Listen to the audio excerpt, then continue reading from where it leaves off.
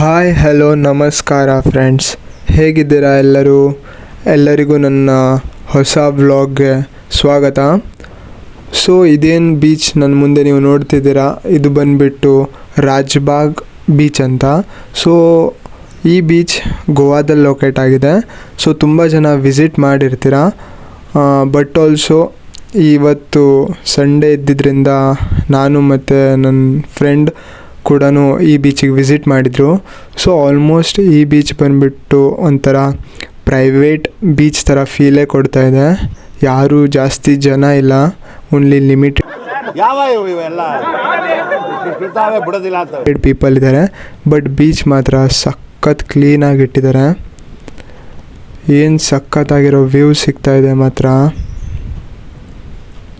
So ನಾವು ಬಂದಿರೋದು around ಒಂದು 5 o'clock ಆಗಿತ್ತು ಅನಿಸುತ್ತೆ.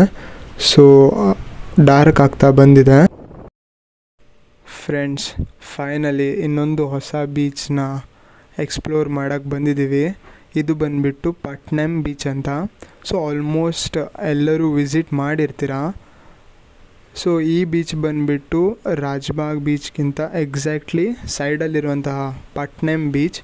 ಸೊ ಇದು ನೀವು ನೋಡ್ತಾ ಇರ್ಬೋದು, ಇದು ಕೂಡ ರಾಜ್ಬಾಗ್ ಬೀಚ್ ಅಷ್ಟೇ ಕ್ಲೀನಾಗಿ ಮೇಂಟೈನ್ ಮಾಡಿದ್ದಾರೆ.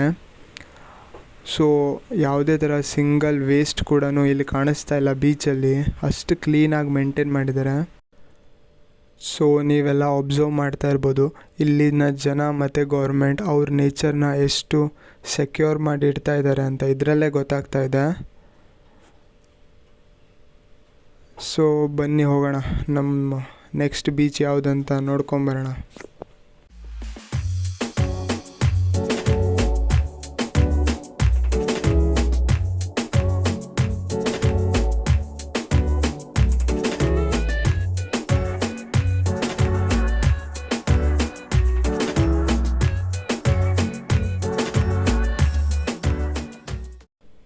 ಸೊ ಇವತ್ತು ನಾನು ಬಂದುಬಿಟ್ಟು ಯಾವ್ಯಾವ ಬೀಚನ್ನ ವಿಸಿಟ್ ಮಾಡಿ ಎಕ್ಸ್ಪ್ಲೋರ್ ಮಾಡ್ತಾಯಿದ್ದೇನೆ ಅದರದ್ದೆಲ್ಲರದ್ದು ಲೊಕೇಶನ್ ಕೂಡ ನಾನು ಡಿಸ್ಕ್ರಿಪ್ಷನಲ್ಲಿ ಶೇರ್ ಮಾಡಿರ್ತೇನೆ.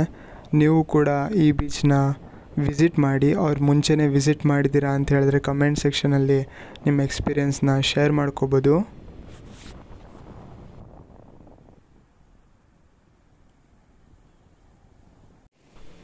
ಸೊ ಫ್ರೆಂಡ್ಸ್, ಈ ಬೀಚ್ ಬಂದುಬಿಟ್ಟು ನಮ್ಮ ಇವತ್ತಿನ ಲಾಸ್ಟ್ ಸ್ಪಾಟ್. ಸೊ ಈ ಬೀಚ್ ಹೆಸರು ಕೊಲಂಬ್ ಬೀಚ್ ಅಂತ. ಇದು ಕೂಡ ಗೋವಾದ one of the most famous beach ಅಂತಲೇ ಹೇಳ್ಬೋದು. ಇಲ್ಲೂ ಕೂಡ ಸಾಕಷ್ಟು ಜನ ಫಾರಿನರ್ಸ್ ಬರ್ತಾರೆ. ನಾವು ಹೋದಾಗಲೂ ಇದ್ದರು, ಬಟ್ ನಾಟ್ ಅಷ್ಟೆಲ್ಲ ಜಾಸ್ತಿ ಜನ ಇಲ್ಲಾಗಿದ್ದರು.